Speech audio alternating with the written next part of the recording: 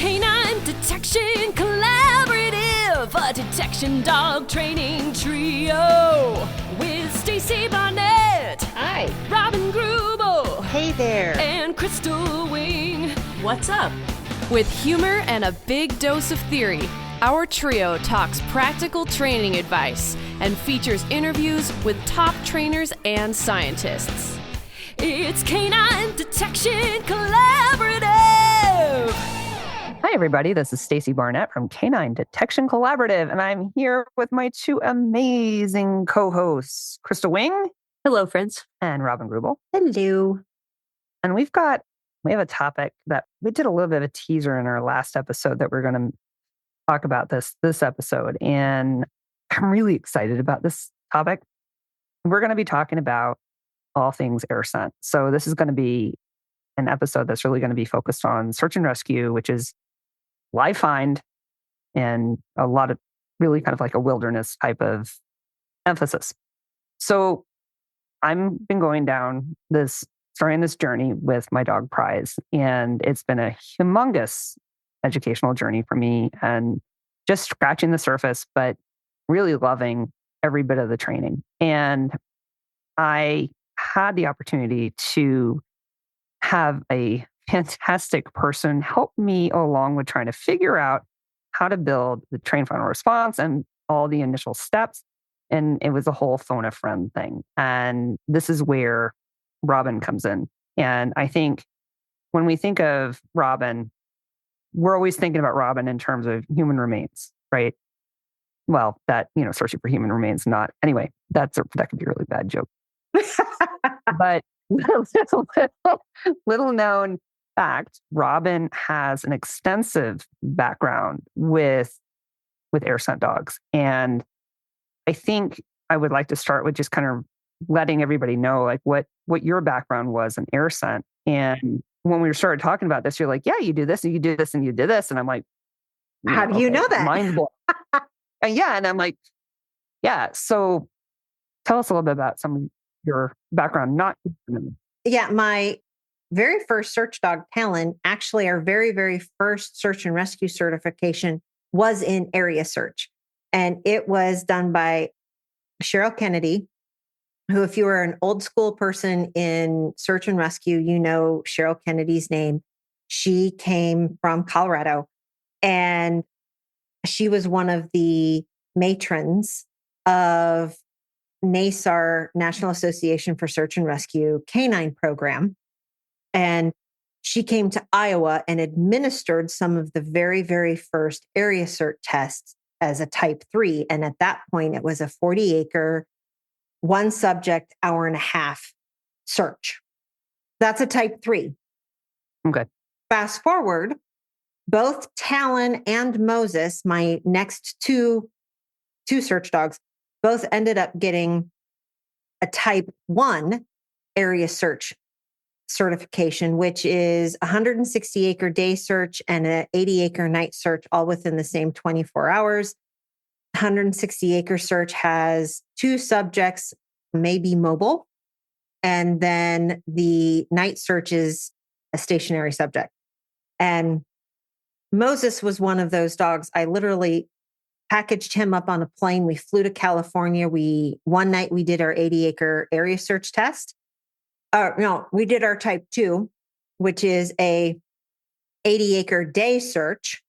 And then that night we did our 80-acre night search. And the following morning we did our 160-acre day search in California in a terrain I'd never been. Wow. And at that point, so keep in mind, this was prior to GPS, as I am now going to show my age. You're out there with a topographic map. Here's your boundaries. Go search your area. And then after I finished that, I also became I'm an evaluator for area search for several different national organizations. And so I've spent a lot of time walking out in a field behind people, some of who have not been lost, some of who were not lost, some of who were lost, and we walked in circles. And as an evaluator, I'm not allowed to tell you that you're walking in circles. we just do that. And so I got to observe a lot of canine behavior, scent theory behavior. That's where actually my scent theory classes and search strategy classes were actually developed. We're following people around a field. So, yeah. So that's, you can find those webinars on canine census. Yes, I have both of those webinars on canine census, the scent theory one and the search strategy one. Both are 4 hours a piece. So you can find them there. So yeah, you told me, hey, I want to do area search. And I'm like, well, here's how you train to find refine. And you're like, what?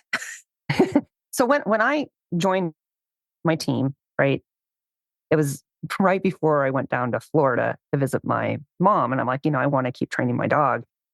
So that's why, there was a lot of phone a friend going on because I was in Florida, away from my team and everything. And I have to say, like, I had the biggest, kind of a mental block when it came to this, because when I started to think about train, final response, it always, from my lens, it always happened at the thing, right? It's like the dog finds source and they do a train, final response. So I had a little bit of a mental block initially about the behavior chain of a fine refine, right? And once you kind of described to me how to teach it, it was like, oh, I get it, right? And then, I did a lot of training on my own down in Florida and started to chain the pieces together. But as I get into it, it's really tickling my training nerd side of it, and really, really enjoying it. And Prize is she's just a love. But I'm also getting a lot of different opinions on a lot of different things. And it's interesting. And of course, you're always going to have a lot of different opinions on training in general, right? Yes. But I did see there are definitely veins of thought that I find interesting. And the different veins of thought, a lot of people use Runaways to start area search or start any sort of detection search whatsoever when it comes to live human stuff.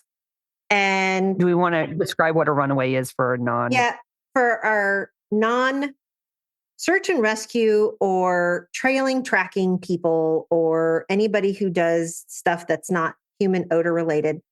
A runaway is literally that somebody stands there and holds the dog, and the person who has the dog's food and or toy basically pumps them up and runs away and makes a lot of hooping and hollering noises, and then either falls down, because would be me, or ducks behind something and hides, right? And then you release the dog. So actually what you're doing is you're engaging prey. The dog wants to chase down the thing and get it. When in the end, I think that it's something to keep in mind that in the end, we actually want to teach our dogs, when under distress, use your nose, not your eyes. Right. So I started thinking about that as a little bit different. If I understand that it's quote unquote drive building, but we need to be really conscious of how much is building drive, then how much is overcoming drive that the dog may not have. And we're using, because I've also seen dogs get so used to runaways that unless the runaway was the context in which we started the area search problem, they had no idea that they were supposed to go out and hunt. Oh, wow. Right. So I now encourage people to do walks in the woods, and then you find a stranger in the woods, especially with young puppies. Put somebody that first they know, then they don't know, out in the woods. They go out. Hopefully they have the courage and the confidence to run up to a stranger in the woods. They've used their nose to find them, and then good things happen. So that's how I kind of encourage it. And so, and you also have to be really careful if you've got the dog with the right amount drive, or they kind of happen to have pointy ears. Sometimes you really don't want to engage that prey I see Crystal making faces. Yeah, Crystal's making faces. So should I story time? Yes. Yeah. I haven't heard the story. I'm looking forward to it. Yeah. So I didn't come into search and rescue traditionally. I came from the background of my sports. And so when you tell me that the job is that my dog has to go find somebody and then he has to alert, that's what I taught UConn. And I come from protection sports side. So the question is, what alert is the appropriate alert? So that can be another discussion. But right. Yep. I decided that I want it to be barking because of our terrain. It could end up that somebody has fallen somewhere, that they are down in a rocky bluff, and I don't want my dog having to come back to me. And I know that he's an independent dog and he's going to range. So I wanted him to stay there and bark at the person. And I know I'm confident in my ability to teach barking because that's part of protection sports. So I'm back chaining this because I don't know how traditional people teach it. I just know that this is how I would go about it coming from my background.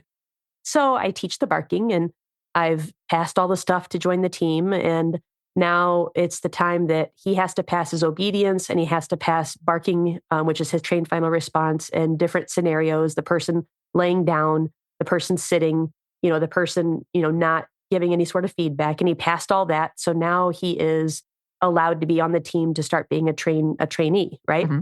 So we've done it. I'm like, yeah, the day that he got accepted on the team as a trainee, one of my teammates wanted to do a runaway. And that was something that I didn't do with him because, well, he's a pointy-eared dog, like Robin said. Yeah. And he is going to go fast and hard. And if you run away, well, that's prey. He's going to chase you. He's going to chase you. And he doesn't have distance yet with his bark. Like I've just started teaching. I mean, we're in the teaching phase. And the statement was made, well, he'll have to do this on a test. And I'm like, but he just started. Like we've only been back chaining and I can't have the person have the reward even. I have to have the reward because he's going to take it from them because he's very driven for his reward. So the way that I've taught everything is you go bark at the person. And then when you bark, I give you a marker and you come back and you get the reward. Uh-huh. It's been working beautifully. And that was taken away. And it was told to me that they were going to have the reward and they were going to run away and go hide behind a tree that was maybe 20 yards away. And he was supposed to go bark at them. And I'm like, oof, he's going to really be amped. Like that's really close. And he doesn't understand distance when it comes to barking. And I was like, no, I'm not going to do this. So when you say he doesn't understand distance, what does that mean? He doesn't understand distance from the person. So he has personal space issues. Yeah, he's a dog that likes to be close. Like he's the dog that rubs on you. He's the dog that you can wear him as a hat. I mean,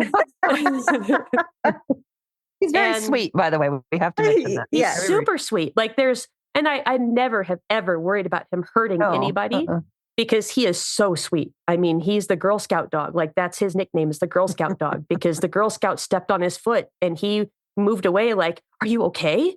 I mean, he's that sweet. He's that dog. Okay. So my helper took his favorite toy and I'm like, no, you can't have his toy. Like, yeah, this is how you teach it. Okay. So this is another moment where you need to advocate for yourself and your dog. Oh, no. And I'm going to throw it out there. Advocate for the other human too. Oh, no. I wish you guys could see Stacy. Stacy's like sitting here. I'm like on the edge of my seat. I haven't heard this story. I'm just like, I've got all these like permutations of things that happen. So they run a few feet away and they turn and they look at him and they go, Yukon, and they shake his toy. If you've ever met Yukon, he vibrates. Like you can hear the kennel shaking. He vibrates. And I'm holding him between my legs, holding onto his collar. He ramps up onto his back legs and he's standing in front of me and I'm holding his collar at my neck at this point, and he's screaming. Oh, no. And I'm like, no. We cannot send him like this. He is frenzied. Like this is not thoughtful. I have no idea what he's going to do like this. And so they continued to run and then they hid behind the tree. And he could see all of this. He knows where they are. I mean, and I've never done this before. Like, this is not something I was familiar with. And I'm trying so hard to get him to breathe and calm down. Like, I'm holding his chest. I'm doing every technique I possibly have to get him to get back into his brain.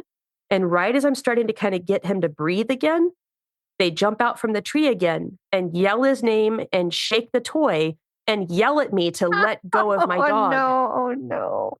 Okay, this is my first experience in search and rescue. And they're very talented trainers that know what they're doing. And I know this moment so clearly because he gets back on his back legs again. He's trembling just with excitement. He's screaming.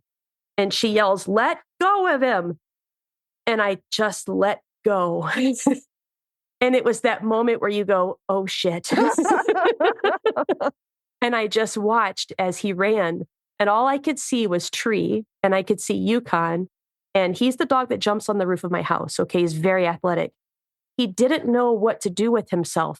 And I knew that, like, he wasn't in his mind. And that's why we always say, get their focus, become a team before you let them go do the thing. He jumped straight in the air, vertical, at least 7 feet. And then all of a sudden, it was like a kangaroo kicking. And he just kicked his back legs with full force, just poof. And all of a sudden, I see my helper who just got impacted with both of his back feet on both fronts of the shoulders. And the person just goes rolling down the hill. And it's on a hill, okay? And so then what does my dog do?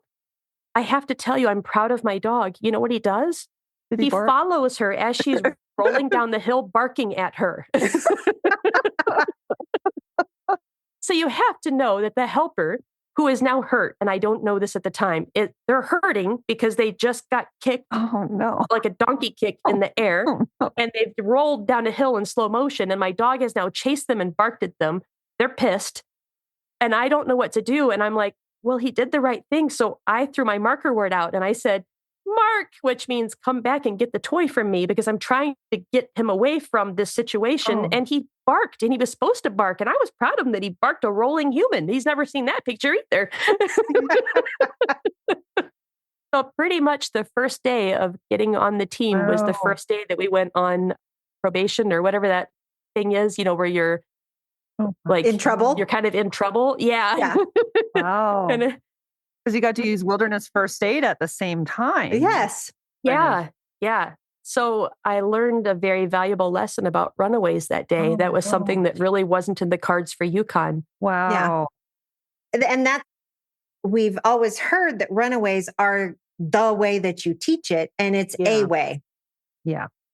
And so I really just think that the dogs can learn some really bad habits that way. And I like starting them out more of a thoughtful process on being able to use your nose, not your eyeballs. And humans stink. They put off so much odor. After having my friends go hide for him, there was no reason that he needed to see anybody. I just had to point him in kind of the right direction, and he would go flying out, and he could be running at a full sprint and have someone that's only been there for a few minutes and would totally hit their odor and go flying over to him. And it was so impressive to watch that. It's like, well, give them the chance to do that. But I knew the hardest part was teaching the trained final response. That was the hardest part that I knew that I had to just work on. And that's what I kept working on. Yep. That's what I worked on in Florida. Thanks to Rob. Because with the whole concept of back chaining and putting cues, because when I taught area search for quite a while before I actually taught cadaver, right? I was known as an area search instructor. It took a little while to get transferred over to cadaver, which is kind of funny and entertaining now. But what literally ended up happening, I would go teach at the Canine Search and Recovery Conference every year, which is a fabulous organization. If you're doing search and rescue and you can be a member because they put on a really nice seminar for people. Which I am on a wait list. You're on a wait list to get on. I'm on a wait list. Right. One of the nice things is they'd have the Border Patrol show up And so a couple of years, I ended up with a brand new minted Border Patrol trainer who had just finished their training program, and it's their BORSTAR program. So it's Border Patrol Search and Rescue. And we would end up talking through how to teach, what are the components of an area search dog. I believe his name was Justin, was talking through, and Robert Naziska was another one that I got to learn from, and he's fabulous too. And the dog moves out with purpose. The dog hunts. The dog finds the person. The dog returns to the handler, does a specific behavior, and then leads the handler back to the subject. That's a 6-step behavior chain. Well, then they have to, once they get to the subject, return back to the handler. The handler is slow. Right. Yeah. So they have to kind of ping pong, right? Because we're not all in shape Border Patrol agents that can sprint after our dogs. Right. Right. So that's a find, refind behavior chain. That's a lot of steps. That's complicated. And I'll tell you, after walking behind many, many area search dogs, I started the piece that seemed to always break was the come back and tell the handler. Because I distinctly remember one dog, I saw that dog, and because one of the criteria as an evaluator I have is that my subjects are not visible to the humans. And so I know where they're placed. Right. I watched that dog walk in 6 different times to the subject, come back to the handler, and not do a behavior that the handler could describe. And the handler continued to search their area. Wow. Right. And so it became one of my things as I'm walking around following people is thinking about how to break down that behavior chain so that I could work on it by myself. Yep. Because that's one of the hardest things to do as an area search handler is to train, because finding other people to go out and hide in the woods with the ticks is hard. So that's where I diced it up, and then, talking to the nice guys from the Border Patrol and watching a lot of people, that's where I came up with the come back to me and do a behavior is on a verbal cue. Yep. I've decided to find people. We just got to go to book clubs. Book clubs? Oh, yeah. Because I'm telling you, almost every time that I was out in the woods, I was always reading. It was such a great place to just go take my book and go hide. And then I would read for hours. It was amazing. It was the most peaceful. Yes. I read Sirotuck, I think 3 times. Which is a very good use of your time. Yeah. I mean, so I used that. I did my FEMA testing stuff. I did that's what I did with my time out there was. Oh, that didn't put you to sleep, the ICS stuff? No, because I was excited waiting for the dog to come find me. So, I mean, I loved it. It's kind of like tracking for me, so it's that downtime. It's so, I feel like I very rarely have that kind of downtime. And so I'm just thinking like, we should talk to book clubs and see if we could get them to come out and sit in the woods and read their books. Yeah, that's actually a great idea. Yeah. I mean, in this back chaining, this is what you told me to do. So here I am I was by myself. I'm by myself a lot. Although right now I'm fortunate in that one of my teammates is also training an area search dog. And she also has weekday daytimes sometimes available. So we're like going out and hiding for each other. But that was the hard part. I was down in Florida and there I was, trying to figure out like how to start my dog because I didn't want to just like come back and like have done nothing. And Robin's like, well, you could do this on your own. And I'm just sitting here going, wait. Now I'm training my dog to find somebody. And you're saying I can train by myself? I train, Talon was a find, refind dog. He had to come back and lie down. Moses, because we also did FEMA work, was a bark and hold. So I've done both. Right. And so I taught Talon his find refind predominantly out on our nightly walks by just putting, and at that point I was doing martial arts. So I used the word begin in Korean because it was a throwaway cue. So to him, sija meant come back to me and lie down. And then all you do, here's me, all you do, as you can't see out in podcast land of the air quotes that I just did, is literally new cue is running into the person, the ones that you don't do runaways for. And now your puppy, who is about 10 months old, you've been doing all of this work on come back and lie down or come back and sit. They run out to find the person in the woods because the last couple of times they did that, they got cookies. And so they think people in the woods are awesome. So they run out to that person. And all of a sudden, this cue comes from behind them, from their handler, which they now have at least 300 repetitions because you've been putting that many beans in your jelly bean jar. Yep. And go listen to our podcast episode on the last one. You find out about the jelly. Exactly.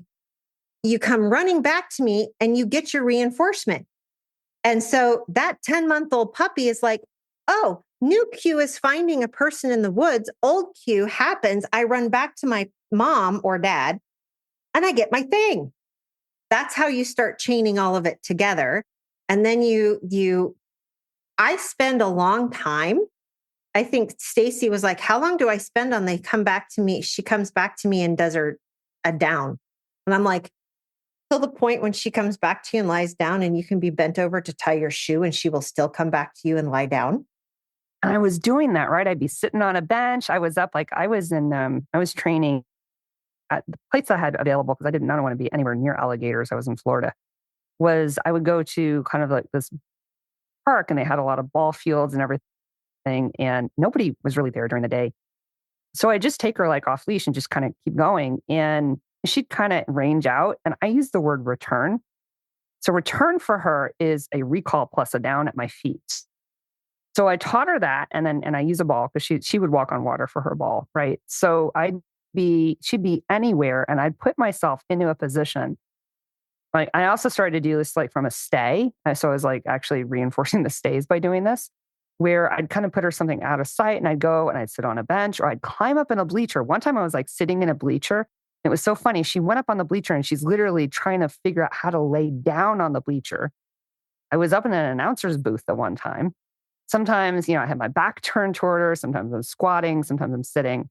And I did all of that. Mm-hmm. And I found that her general recall really improved through all of this also because of all this repetition of coming back to me and getting a reward and getting that and changing it from come and then down to changing the words and just making it all one cue is actually very easy. So now, if I'm also in a situation where she finds somebody and I feel like she's had a very challenge, like we've upped the challenge a lot for her to actually find the person. Now I can use the word return so that I can actually lower that criteria just a little bit in that situation for her to run back and give me a beautiful train final response. So she runs back, she slams down into a down. And I'm like, this is amazing. This is like, and it's fun. It's fun training. Right. And people often, when I ask them, what's the most important part for an area search dog? And they're like, the dog finds the person. And I'm no. And my answer is no, it's the fact that the dog will tell you that they found the person. That's actually the most important part of the whole chain. So especially for a find refind dog, because they can go in and they can find the person. But if you continue to walk and they're like, oh yeah, mom doesn't care. That happens. One of my absolute, when I'm evaluating somebody and I can actually look at the team and go, oh my God, this dog absolutely positively knows its job, is when, because of whatever scenting conditions are happening, the handler happens to be walking away from the subject when the dog has found the subject. And if the dog will either block the handler to do their trained final response or do their trained final response to their handler's back, I was like, this team dog knows the assignment. We're good. Yeah. So I will also, for those out there that use the bump alert for your trained final response, you are stronger people than me.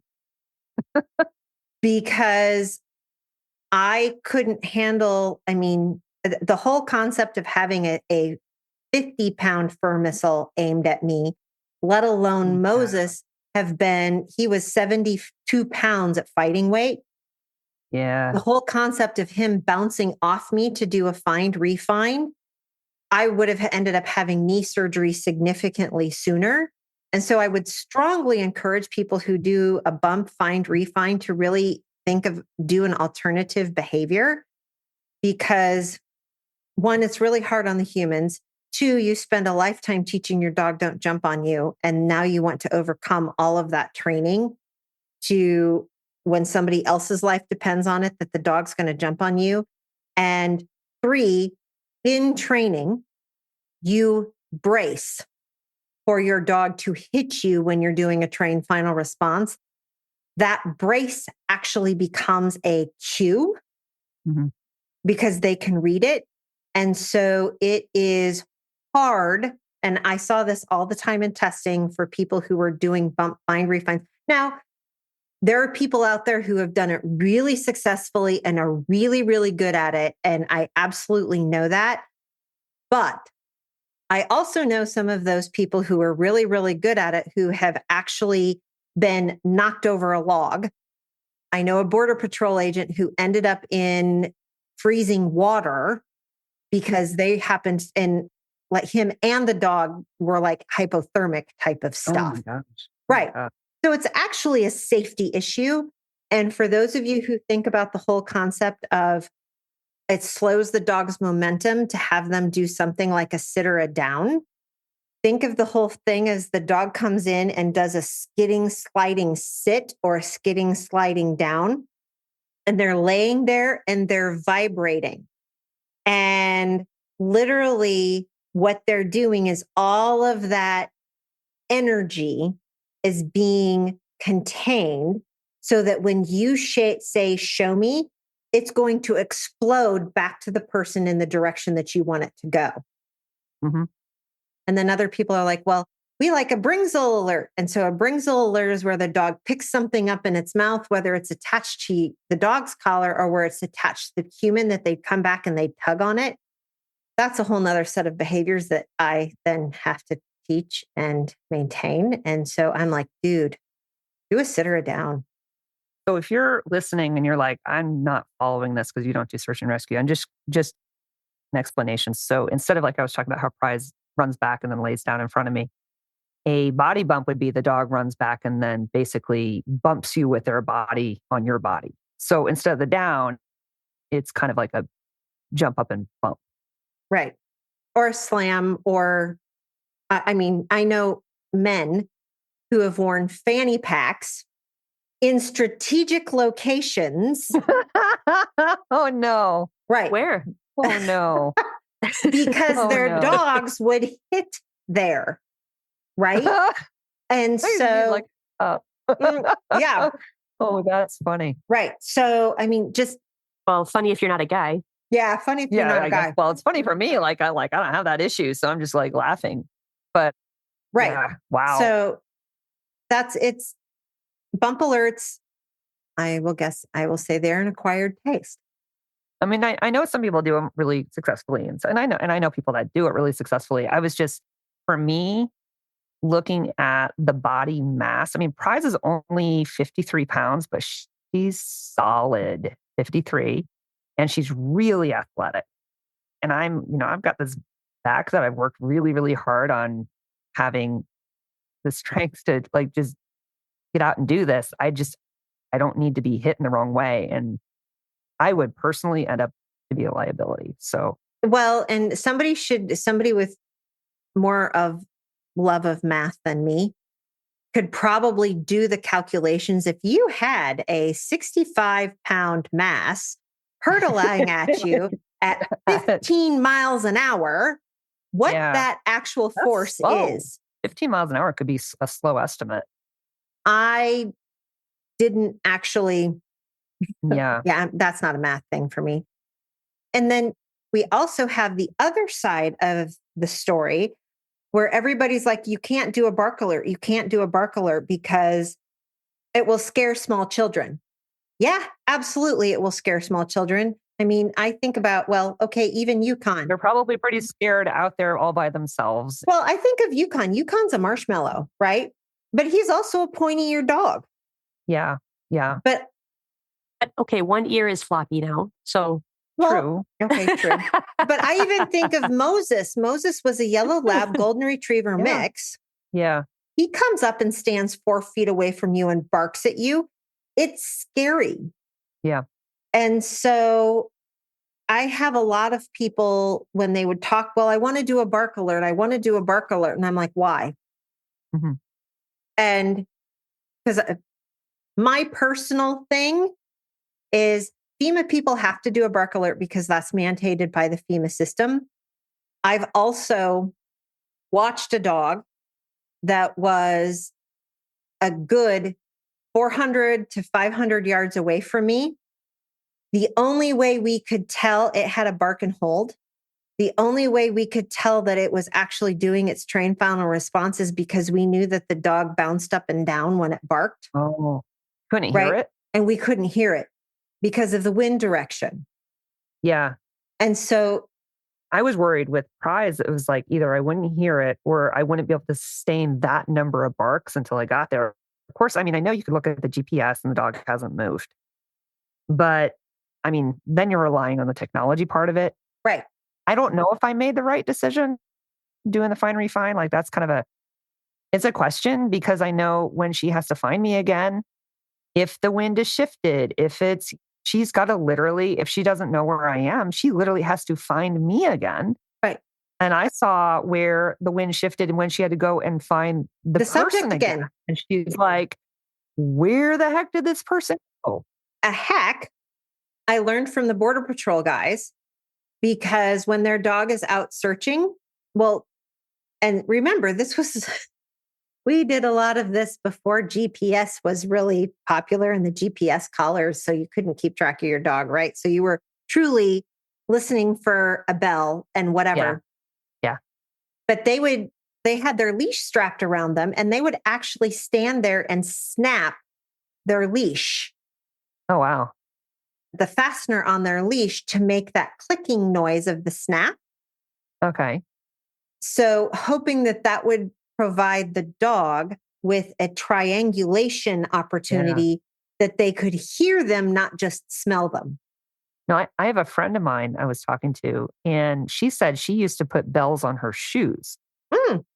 And so she would actually stamp her feet so that the dog could also hear and come back. I'm like, that's actually pretty brilliant. Because once I realized like how thick our woods get, I'm like, oh yeah, you need a bell. And we have black bear, and black bear don't want to tangle with you, but it just helps to at least not surprise them. Yes.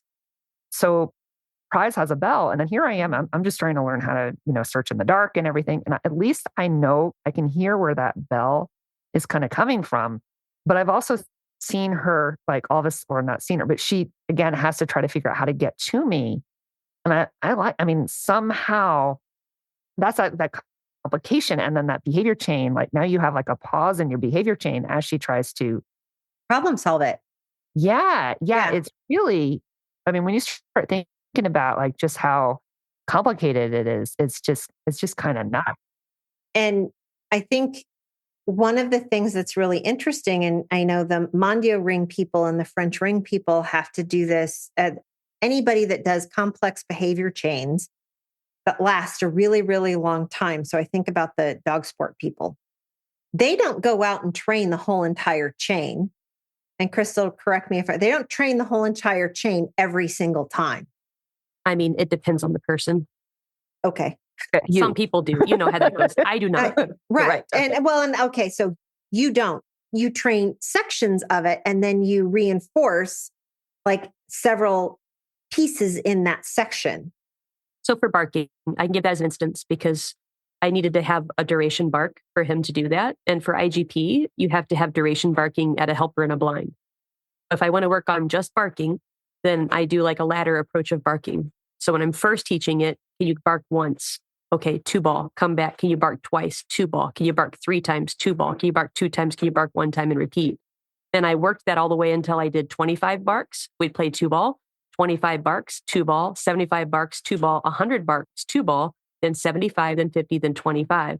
That's a lot of barking. There's a lot of barking. Yeah. But what that's doing is it's working on the conditioning of can you go run your butt off and then sustain that amount of barking, because that's a different kind of conditioning than just going and running. Yeah. So I'm thinking about that as a piece of the chain of building the duration of the barking, of doing that ladder work, but also of getting my behavior and my conditioning both at the same time. I don't know if that's what you're looking for. Well, it does, because it goes back to what Stacy was just talking about. She sent Prize out on a search. Prizes went and found her subject. And now Prize is trying to work her way back to her. And all of a sudden, that just became really, really complicated. Mm-hmm. You know what? As a trainer in that particular situation, if your dog is like, oh my gosh, I've now got to go over the mountains and through the woods, you know, and all sorts of things to get back to you. And I come back and I do this stellar down. I reward the heck out of that. And I may please stop at that point. Yes. Yeah, Put your jelly actually, beans in that jar. Yep. I did that. I put my jelly beans in that one. We had a situation where we did a search and she had to deal with, because it was kind of like this like a little extra scenario or whatever, where she had to deal with a lot more human odor than she had ever dealt with on a search before.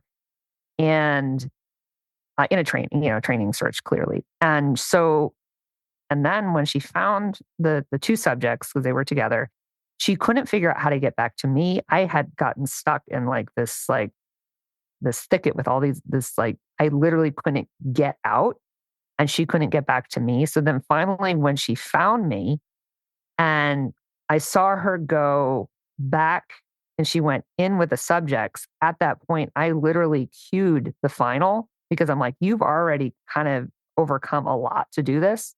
I cued return. She ran down, gave me ran back, gave me the down. I played ball with her and I stopped. Right. Instead of doing the ping pong, which she knows how to do. Right.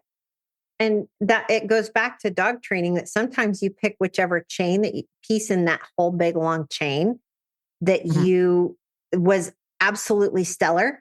Reinforce that piece, knowing that your next training session, you can put the whole thing back together. Right. And it's perfectly fine. That one time of reinforcing just that one piece is not going to break it. And then when we were talking about balancing and the jelly beans, right? Right. And so this whole complicated behavior chain of the dog going out, finding the person, returning back to the handler, doing a behavior, show me, goes back to the subject, returns, does the behavior, all building back in, that if you have a higher reinforcement for one piece of that, it can make the other pieces more difficult to achieve. So Prize got to be there was the whole victim loyalty thing, right? Yes. So she was literally like, I found you. I don't want to leave you. You have cookies. You have balls, right? Yeah. I usually use cookies middle and then a ball at the end. And then she's like, I don't really want to leave you because you have all this good stuff. So I literally had to rebalance some of that, putting some jelly beans, we call them the jelly beans in the different jars. Right. So, and I'm anticipating that's going to have to shift and get rebalanced as we go through our training. It will probably, and people think that all of a sudden, oh my God, you're done, right? And no, you're actually having to rebalance consistently until the whole chain really becomes fluent. Yeah. But then I could see that. We're not dealing with a robot. We're dealing with a dog who has its own set of motivators. Mm-hmm. And so we just need to always be conscious of the fact that we can reinforce at any point along the chain. you know what? If it's a particularly difficult scent theory problem, have your subject just play with the dog. You got there. That's fantastic, right? Right. That's perfectly. Imagine Prize's little brain if on a really difficult search scent theory problem, if you had the person reward her when she got there, her brain would explode. Well, I simplified it her first time doing it, anything at night, right? Anything like that. And it was just, when things are really just really tough, where, we're working in a slightly larger area or whatever. Absolutely. Absolutely. Well, yeah. Night searching is its whole own thing. And the other thing I really want people to understand is I tell you what works here in Iowa, and then you go into Montana or places out west when their operational level searches are 360 acres in 4 hours. Yeah. I mean, your dog's got to move. You have to understand your topography. You have to understand all of those things. And then you go to places like New Jersey and you're like, yeah. Like I can't see 20 feet in front of me because the briars and the thickets are so thick. Right. Like, where's my dog? It's like literally 20 feet in front of me. I can't see her. Yeah. 40 acres in your neck of the woods is totally different than 40 acres in my neck of the woods.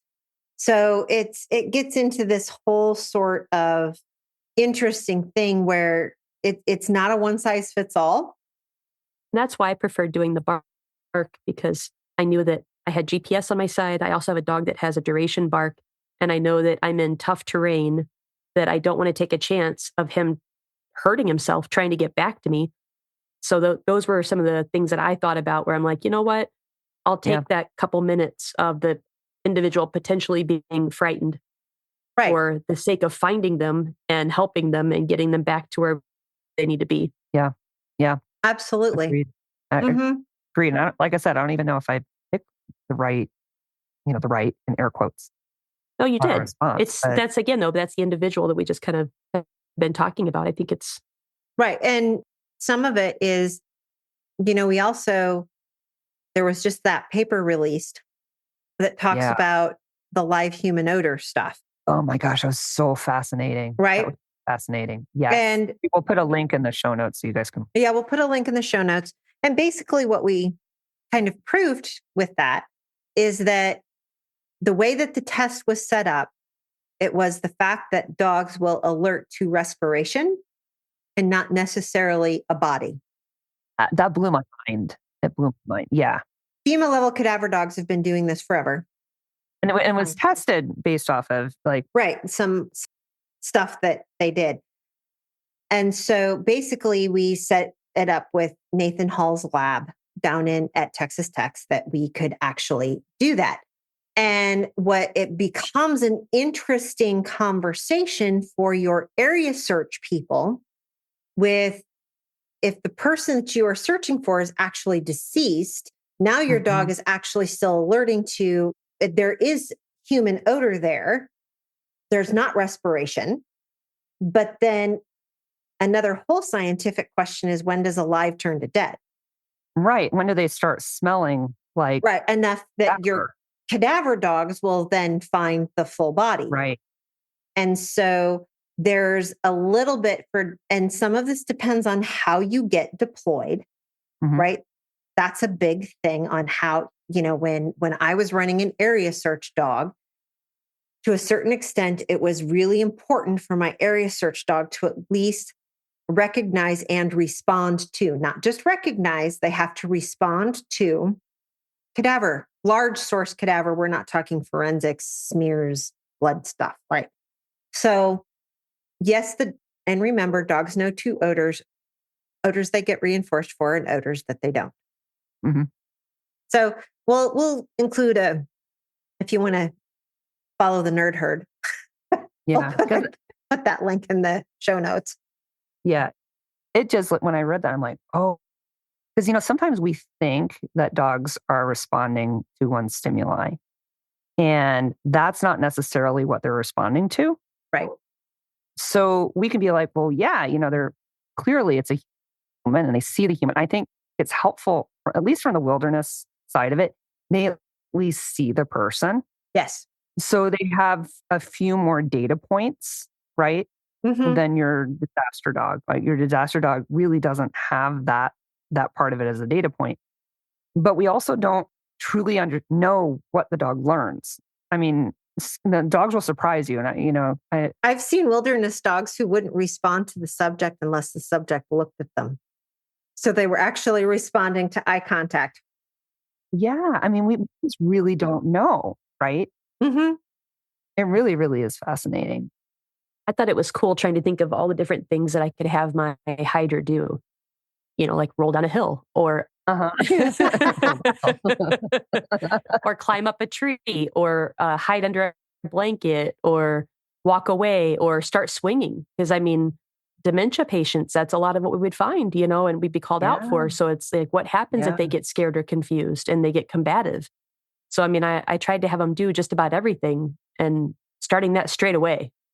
So that gets into your generalization, right? So if you're not generalizing as you're training, Right. and changing things up, your dog may not respond. You think that they would. Yeah. I even played my verb game that I play with reinforcement. And so you have it do a random verb generator. And so I would tell my hider to go out and they would do a random verb generator. And then I said, I want you to, however you can figure it out, to act like that verb. And that really made for some fun. I bet. Oh my gosh. Oh my God. We haven't quite gotten there with prize yet. So let's do takeaways. Okay. Can I go first? I've talked too much. That's my takeaway. That's your takeaway? I talked too much. And well, you're the expert on this, so stop. yeah, I have lots of opinions and it's very interesting for people. I train for how you deploy. So anyway, that's my takeaway. My takeaway is I really miss doing area search. I'm excited about the opportunity that ARSA gives, that UConn will get to play area search again, possibly. I would say it is his most favorite thing to do. It is just so much fun, and the joy that he has getting to do that. We play it occasionally still, and I say play because we're not doing it for search and rescue. It's not serious stuff for him at all, but it's so much fun. So if you don't want to do a SAR team and you're like, this area search stuff sounds interesting, then consider looking up doing IPOR or the RH program to the USCA and listen to the episode we had with Melissa Stagnaro about ARSA. Yes. Absolutely. So my takeaway is that it's a lot of fun, but it's really complicated. But that for me is part of the exciting part of it. And I love just kind of figuring out all those permutations. And I've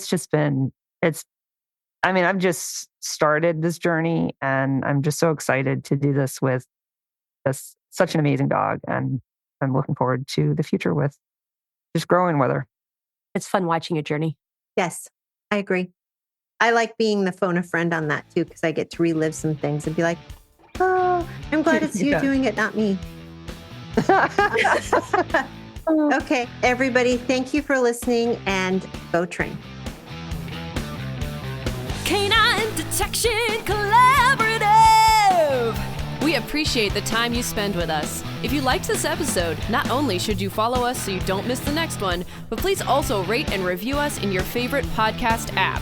For info on collaborating with us, go to K9DetectionCollaborative.com. That's K9DetectionCollaborative.com, where you can find our socials and pick up our latest monthly freebie. Join us again to talk training in the next episode.